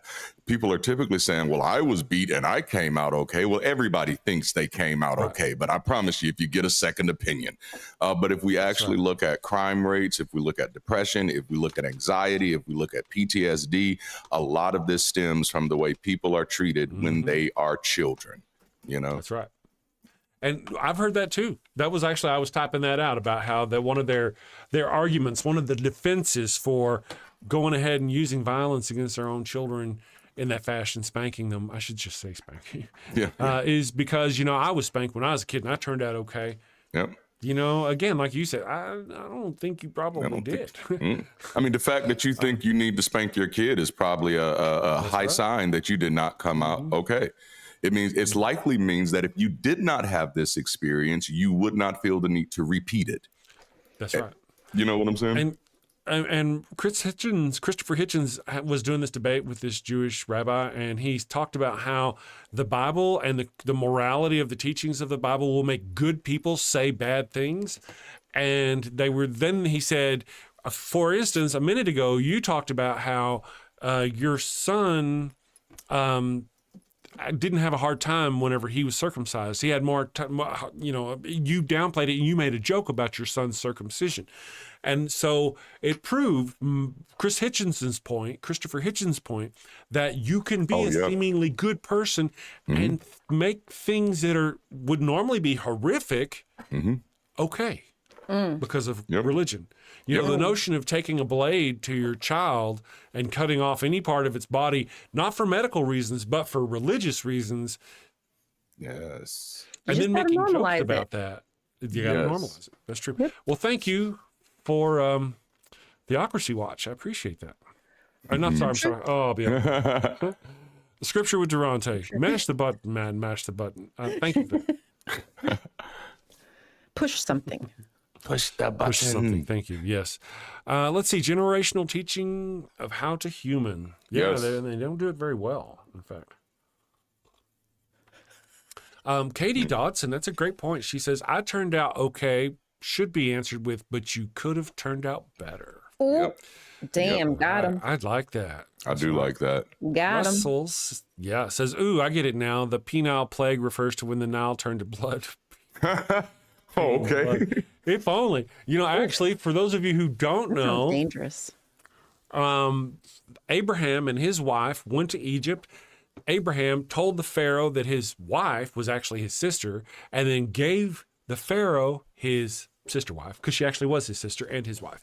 And she gave the Pharaoh an STD, and he gave her back to, he got pissed at Abram and gave her back and said, My whole house has gotten a disease because of the thing that you did to give to her, to me, and all that business. So that's what the penile plague is. They got the rotten crotch from Sarah. Rotten crotch.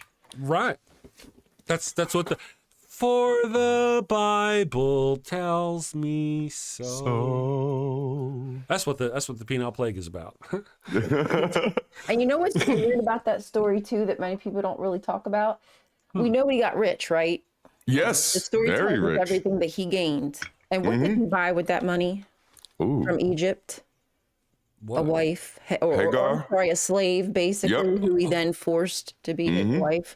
Like, damn, the stuff he did with And that then money. abandoned later on. Right? Yeah. Like, the whole thing is just... This is why, like, I get mad sometimes when people in the secular community say, "Oh, you should be like the good Christians, the Christians in the Bible, and the believers in the Bible, not like the prosperity preachers." And I'm like, "You've never read the Book of Genesis, have you?" Because the whole the whole book of the beginning is about God making promises of prosperity. That is the whole point of having a freaking genie. Who would want a genie that can't make you rich? That's the whole point. I keep rubbing and I'm not getting anything. Not getting anything, you know, like, dang, yes. I usually rub and then go take a nap. I got sleepy. I get to sleepy afterwards. Nappy time. Oh, Good morning, Sith Lord. Thank you for joining us. Carrie Ann Chrysler says, pimp. Hugh says, got caught shoplifting in my teens. Dad expressed his dissatisfaction with me, and then wouldn't talk to me for like a month. What? Never stole since. Yeah. Wow, yeah. Yeah. That Gosh. can be, yeah. That was harsh. That's did freaking you- harsh, bro. I know. Could you imagine if something happened to your kid and they passed away and you hadn't talked to them for a month because you were mad that they stole something? Bro, Yeah. capitalism freaking sucks. Get the F over it. Just Yeah. learn better and move on from your mistake. That emotional manipulation that a lot of parents engage in is real and is truly damaging. And it's really sad to me that it's been normalized, because I did notice that church culture protects bad parenting. It's horrible. It's intentional. It is, stuff like that's always going to be your parents. It's always going to be your mom. That's your blood. You got to respect them. There's no room for improvement for them. The language is they've always tried their best. And this is something that makes me a little controversial where I live now, and I'm like, no, I think the moment you're telling me someone tried their best, it's a cop-out. If your best is in your past, that means you're not reaching for it anymore. So you've already admitted that you gave up a long time ago. Ooh. And that is not good parenting. Very true. And they're just, I did a series of videos back in 2019. You can still find them maybe. Quickie with the Skeptic. And in the Quickie with the Skeptic episodes, I would talk about people who use their faith to unalive their own children. Yes. This one couple starved their child. This other couple, well, they starved it because it had a medical problem where it couldn't process food correctly and it needed to go to the doctor. And rather than taking it to the doctor, they prayed over it. They prayed over it, yes. So, yeah. And so in the time after it became unalive, they got arrested. They got thrown in jail. They bailed out. She got pregnant again. And at their sentencing, that's what we have, is them at their sentencing. I have a video of them at their sentencing, and they're watching them being sentenced to life in prison for unaliving their own child. And they're angry and disgusted. They're like, surprised. They're surprised. How could you do this to us? I'd love the look on that guy's face, man. But they're sitting there willing and eager to do it again. Oh.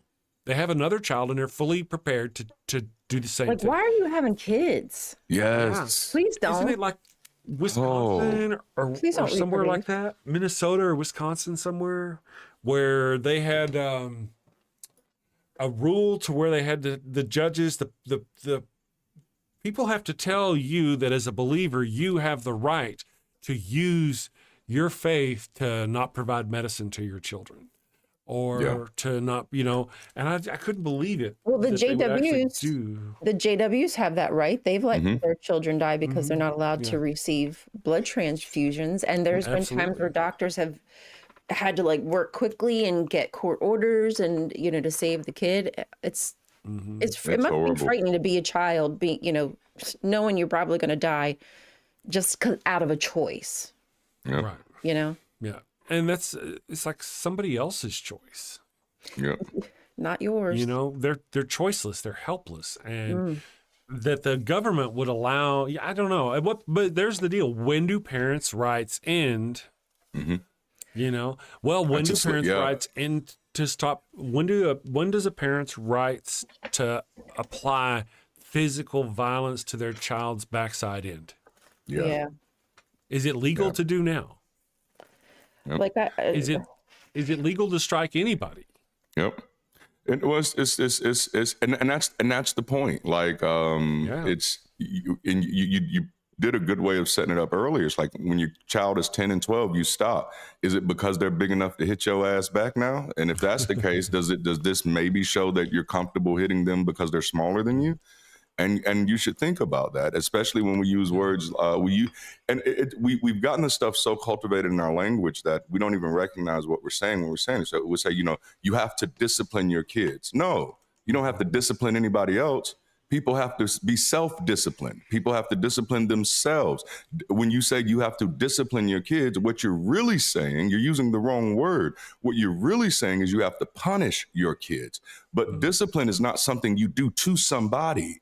Discipline is a process that somebody puts on themselves. And so the problem is, like, if you don't know how to communicate to your child, how to align their behavior with the goals they want to reach, then the problem is not them, it's your ass. Why did you bring a child in this world without the communication capacity to be able to talk to it without hitting it? I'm sorry. Well, it's always a good time, though. If you didn't already learn these things, it's always a good time to go, oh, hey, I spanked my kids. Maybe I should not. Yes. Maybe it's not the right thing to do. Part of the reason why people do that is because that's how we were programmed. I was spanked as a kid. I spanked my kid. Yep. I mean, that's what I was taught how to do that. But we need to learn, now as our society goes forward, do we ever stop and ask, hey, who's the only people it's okay to bring violence against? Oddly, it's our own children. Man. When any other situation, like, have you talked that out? Anyway. I mean, I remember a time. I'd love to punch it out, but. I remember a time I got, my mom had hit me with the wrong side of the belt and I had a scar across my face. It's still under my beard. And my face was bleeding and everything. And I called one of my great aunts and I said, hey, my mom just hit me and my face is bleeding. And I remember my aunt saying, well, what did you do? And I remember my heart sinking at that moment because I immediately knew that, oh, you don't even really care that this happened. You feel like there's something that I could have done to deserve this. And I said, I got a C on my report card. And her next words were, well, you deserved it. And she hung up the phone. And I was like, oh man, the coldness towards children in this world is absolutely amazing to me. Wow. Yeah. Crazy. There's this Sapphic Hazard says a belt can do permanent damage. I will repeat this until the end of time because people seem to not get it. That is true. Yeah. Now, there's also things, I probably told the story on the show about how me and my twin brother got caught. It was actually my fault. We were over at my brother-in-law's house. I saw a $5 bill there. I was like, hey, brother, get that $5 bill. Let's go buy some snuff. So he grabbed it and we left. And he had it in his pocket and we went and we were going to buy some snuff. But we got separated.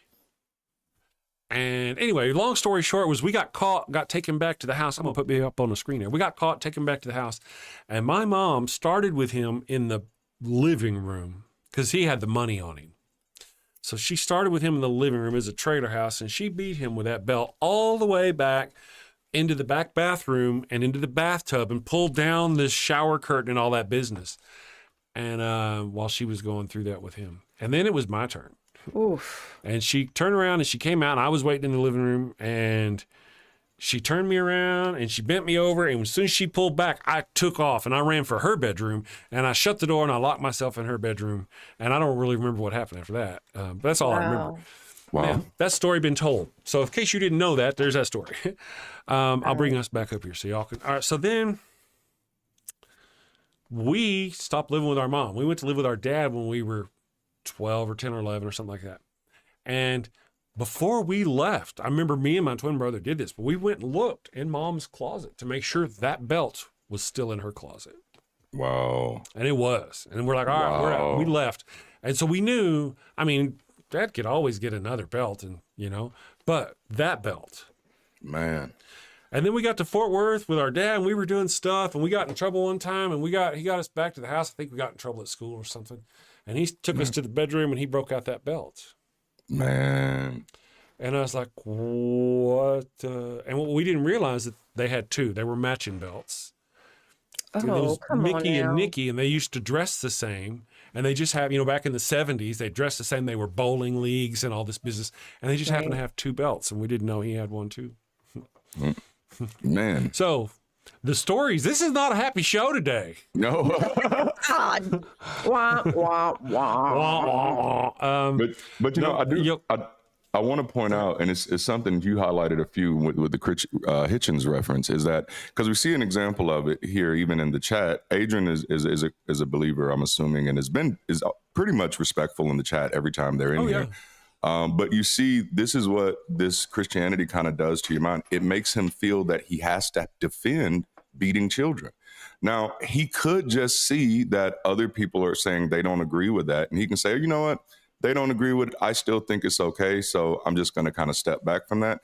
But no, this Christianity says, no, if I do this and I do it because the Bible says it's a thing to do, then I need to make sure that other people understand they need to be doing it too. So it pushes him to that level of not just doing it because I believe this is appropriate, but now I have to literally defend it. I have to tell when I see other people saying, hey, this is kind of inhumane, I have to be the person who says, no, it's perfectly fine. No, hit the kids. As long as it's not too bad, even if it leaves a bruise, if it disciplines them, this is what Christianity does to the mind. It absolutely makes people incapable of thinking morally when it comes in conflict with what they've been taught to believe. And it's not just about their religion, it's about who they got the religion from. What keeps most people tied into their belief systems is that if they leave, they're going to have to wrestle with how bad their parents actually were. And that's something that most people are not comfortable with wrestling with, because that's what Adrian just had to admit, that, like, hey, my parent beat me. That's why it's okay for me. That everybody who says that is saying it's okay for me because I haven't wrestled with the fact that it shouldn't have been okay for my parent. Well, and this is a twofold situation here. You wrapped up into the whole thing nicely, but I mean, it's not just religion. Religion gives you the religious authority to do it, but it's also cultural. It's in our culture, especially if you're an older person. It's in our culture to do it. So, but our culture got it from the religion. Yes. Leaning on that thing, spoil the rod and you'll spare the child. So the culture got it from the religion. But yeah, I mean, you don't necessarily have to be religious to still be into the using or even defend it, going by the notion that it happened to me. That's how I raised. I turned out okay. But that religion is really like the sauce for the goose. The really topping on top. I'm going to run us a little commercial, and I'm going to turn off that light as it's going through my brain. And I think what we'll do is we'll do some goats, and we'll get coffee, and we'll be right back. Okay, folks? Do a goat. And I've got interesting new commercials ready. I just don't have them loaded up yet. So let me go here. Go on. Have you sinned again? Oh, and it's bad this time. A chicken just won't do. But wait, you don't have a goat for your burnt offering. Oh, no. The Lord's wrath is upon you. Insignificant person whose name I don't know, you have sinned. Probably. I shall smite thee. What do you do? You're all out of goats. She left you for another man. Fear not, my wayward child. Introducing Father Flanagan's line of goat-scented flesh candles. No goat? No problem. Just light one of these bad boys and let the sweet, savory scent of burning built flesh rise up to the heavens. Is that goat? It's easy, it's fast, and deluxe models even have patented technology that produces a goat screaming sound as the wick burns. Father Flanagan's line of goat-scented candles. Save a goat, burn a candle. Father Flanagan's line of goat-scented flesh candles are part of our You Do You Jew interfaith outreach program. When you sinned and need to atone, light a candle and avoid the stone. When the Lord requires that pungent smell, light a candle or you're going to hell. The compassionate apostate has shown up. Two wrongs don't make a right. I see that. And I do see Belgrade, Adrian. Well, I did see your comment and understood. Yeah. Yeah, we get you. There's a lot. And that's why I said that about, there are those indeed out there who do use the Bible, but it's also cultural. Also, it's not just, but then again, we can even as a culture lay it down on the Bible and lay the blame on that. Yeah. Mm-hmm. A lot of it is the basis. It is the crux for a lot of issues we have in society. So. Oh yeah. True.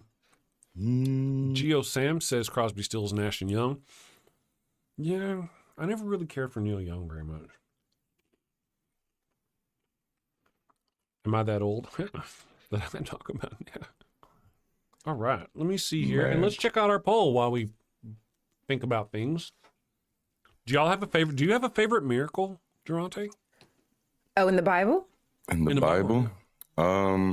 I guess that time Elijah raised somebody from the dead by being dead. That was pretty cool. A dead man fell on Elijah's bones and came back to life. And I was like, there's more power in Elijah's bones than there is in Jesus's name.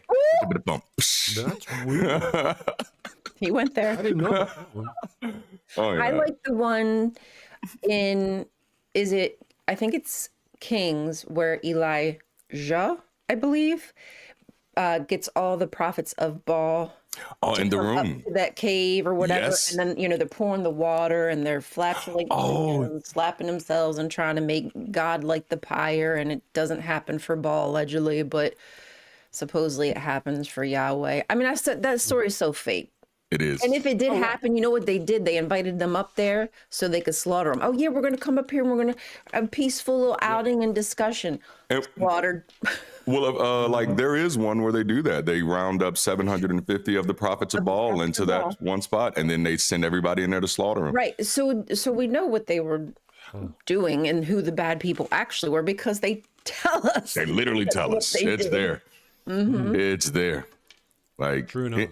It's so ugly. And that's one of my I used to preach that stuff too. Like I used to preach those scriptures and try to make them relevant to today. Is like, this is what you got to put God's name on the line. Elijah said, if my God be the real God, then he'll answer by fire. Your problem is you ain't putting God's name on the line. Like I preached the hell out of this stuff. And this is a genocidal incident that I'm preaching about, telling people that they're not getting their bills paid because they're not putting God's name on the line. It's horrible. Yeah. And of course, that's one of those clear signs of the story being written by the victor. Yep. Oh, yes. So I'm just checking something real quick. One subscriber. Ooh. Join 2030. I noticed we've got a lot of antagonists on my other channel who all fired up their channels in 2023. I've been noticing patterns. I've been checking on this. That is interesting, yeah. Mm-hmm. Yep. Interesting stuff. Let's see. Adrian Belgrave. There you go. Obi Atheist. Elijah was known for his boners. His boners. I didn't know that. Now, weren't there other... There was quite a few people raised up from the dead. Jesus wasn't the only one who came back to life after.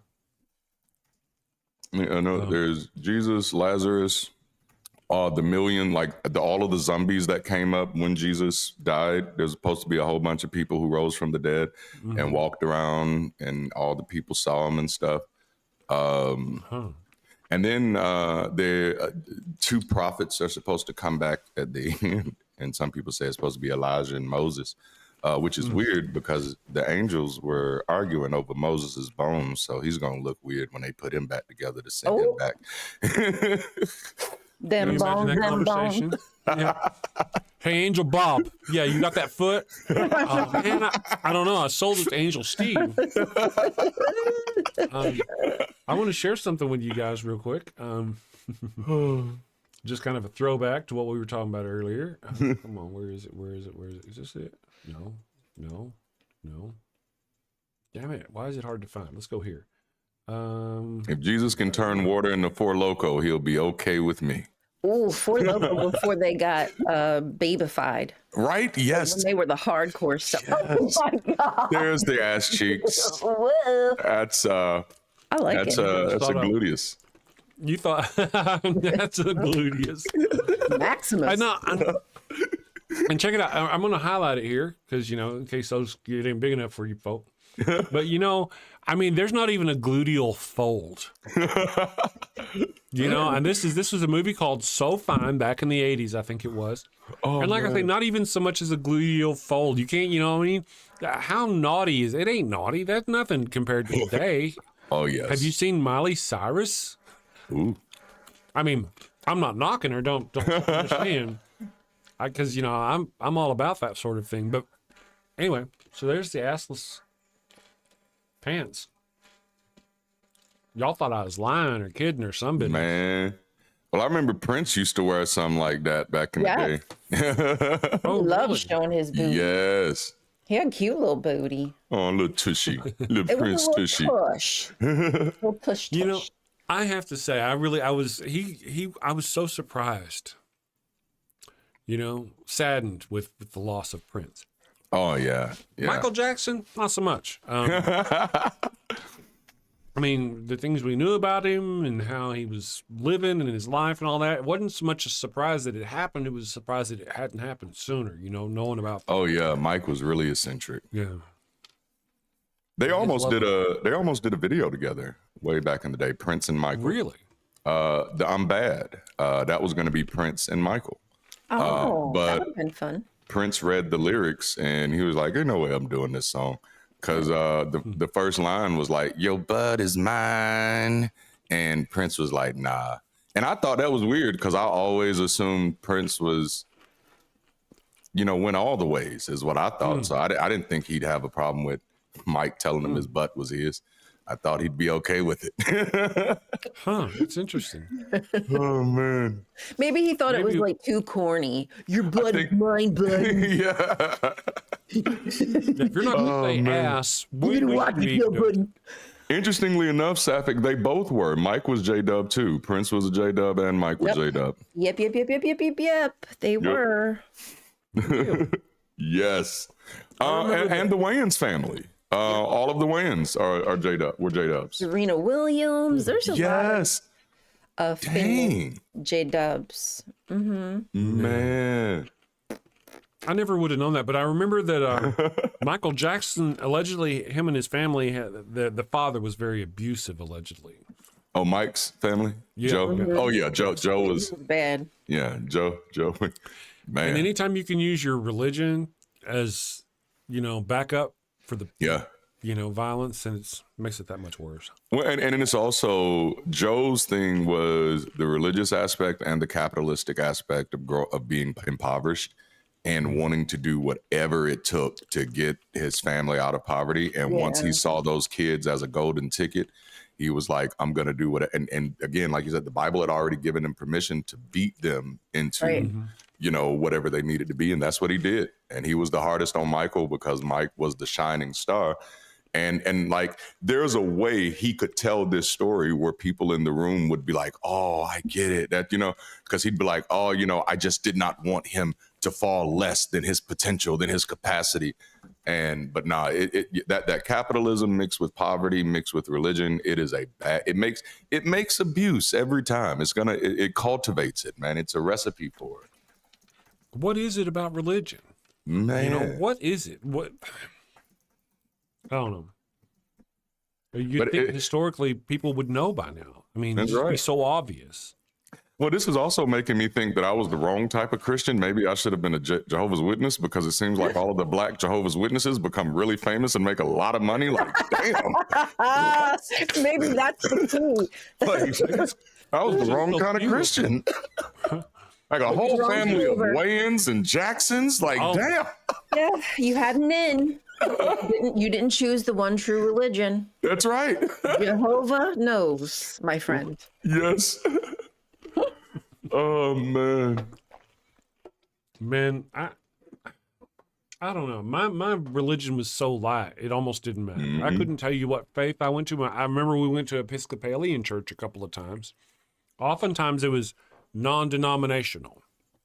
Yeah, that was You me. know? So I was never into a situation like Rion, where you're just trapped in this cult. I mean, it's just as, you know. It's its own little ecosystem. You know what I'm saying? It has its own culture, which is very westernized, stripped down, bland vanilla mayonnaise, white toast kind of culture, but it's the only one that you're familiar with. And really kind of stepping out into the real world is a little bit of a shocker Yes. to some people. Can be, yes. Because you think you're part of the, you really think like, oh no, I'm part of the world, I'm just not. But until you're really into the outside world, you're like, oh, damn. Yeah. I guess I have to just see myself as being lucky. I never had to deal with that. Yeah. It's an ecosystem. Well said, Infidel. I like that. I like that. I have to steal that. I love it. Ace Trades just got here, man. Just slacking off. I said slacking with an S and an L. Oh. Good to have you joining us today. I'm going to go over here. I want to put a link for Punk Apostate's show, which the channel will forward you over to after we're done. I just want to put that there for you guys. So after this live stream is over in just a few minutes, we'll be porting you over to Punk Apostate. It's Thursday. Do you guys have any big plans for the weekend? I'll be How working. about you, D? Working? Yeah, I'll be I'll be getting my script stuff done, getting my stuff done for Sunday sessions. We've pretty much repackaged that show. And so yeah, I'll be at the content millstone, grinding it out. Nice. There you go. Do you have any shows you're going to be on? Not that I know of. What's funny is last week I told you I ended up being on the line and had no idea I was going to be on until the day before. And it was my wife who pointed it out, and she was like, "Yeah, they just uploaded it," and I was like, "Oh." So I am trying to do my best to get my team structured as soon as I can, so I don't miss this stuff. But right now I'm unapologetically hyper-focused on content. So there are things that have been sliding past me a little bit, but it's been like that for a few months too. So, which also makes me unashamedly about it too. Hey, once you flap really hard to reach a certain altitude so you can breathe. Yeah. And you're just flapping your ass off right now. Yeah. Flap your ass I off. appreciate it. Flapping away. Yeah. With your assless chaps. With your ass pants. Randall Hill says, my dad was a Pentecostal preacher / pedophile, pedophile. I dated a saint worshiper, got suicidal, challenged the devil to a fight, and had 7 years of sleep paralysis. Wow. But religion is not Randall. traumatic. Yeah. That's Phew. Oh, my goodness. that's rough. That was rough. I Yeah. hope you're Sorry healing, to hear that. Randall. Yes. I noticed the text. Man, there we go. Okay, so yes, so I want to go ahead and I want to play our Pangburn commercial here for people real quick. Just remember, Pangburn, April 19th, and then Secular Rarity next Monday. Hold on a second. Let's check this out.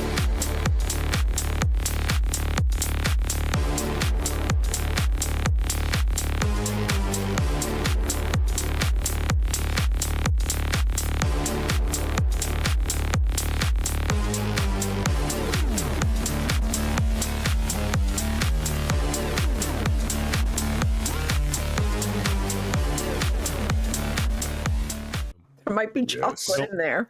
Oh, that worry makes it about even us. better. That's chocolate, some candle wax. I think we're okay. Dated at 7. I dated like that's when you know it's the person is either lying to themselves or have been lied to. They said I dated a Satan worshiper. In most cases, there's no such thing, right? Satanists Right. don't worship Satan, and the people who do identify with that character in the Bible don't identify him as Satan. They identify with him as Lucifer or another name. So there are Luciferians who do have an attachment with that character that way. So almost anytime you hear a Christian say something like, I met a Satan worshiper, I knew a Satan worshiper, that terminology is a language that only exists among Christians. Nobody outside of Christianity calls themselves a Satan worshiper. You probably psyched yourself into these dreams. You know, like if you think it's real, Yeah. you know what I mean? Then you can psych yourself up into. I'm not trying to blame you, but I'm just saying. You can watch a movie and then Yeah. have night terrors for the rest of your damn life.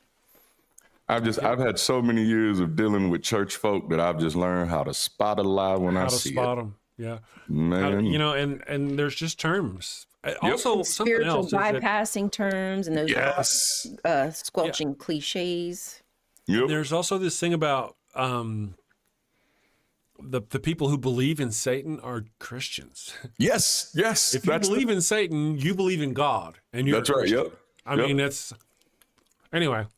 And that's So I'm gonna exactly read why a- the Luciferians don't call themselves Satanists, because they believe in this character and they believe that he's the good guy. And so they attach to that side of the superstition. Because they too are the serpents of knowledge. That's fantastic. Right? Yeah, right? All right, so I'm going to do our super chat for today. Muttley Von Erich threw £5 at us and said, I just realized why the Daily Atheist Morning Show is always having headaches. Fucking Wild Bill.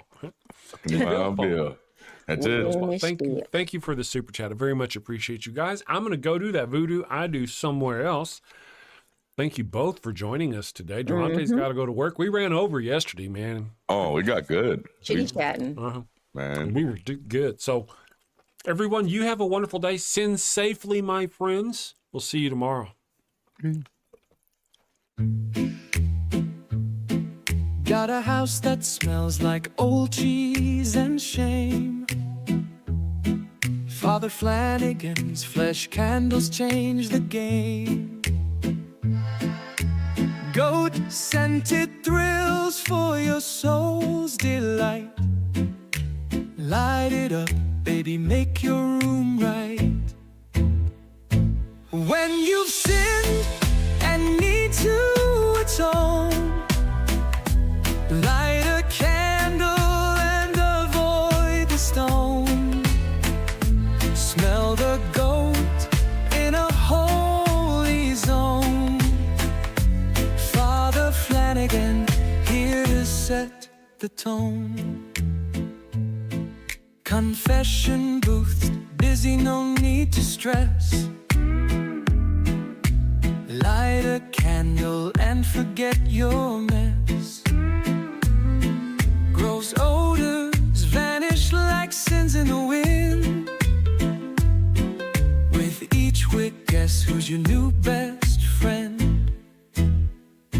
When you've sinned and need to atone, light a candle and avoid the stone. Smell the ghost in a holy zone. Thank you, and have a great day. Father Flanagan, here to set the tone. Lambs and calves may have their day, but goats, the scent that leads the way. Clean your slate with a sniff so pure. Father Flanagan.